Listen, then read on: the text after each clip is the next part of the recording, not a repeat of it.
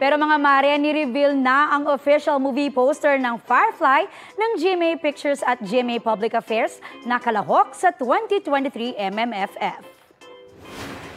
Featured sa whimsical at maladagat na background ang bidang si Tonton, played by Kapuso child star Ewan Micael. Kabonding niya riyan si Alessandra De Rossi na gaganap na kanyang nanay. Sa poster, may ilang hints tungkol sa mythical island of fireflies. Hahanapin niya ni Tonton sa kanyang adventures. Isa pa sa inaabangan sa Firefly ay ang tambalang Isagel o Miguel Tan Felix at Isabel Ortega. Chika ni Isabel, perfect ang poster sa magandang storya ng pelikula. Kung nasaan sila, kung ano yung ginagawa nila sa poster na yun, may meaning yun eh.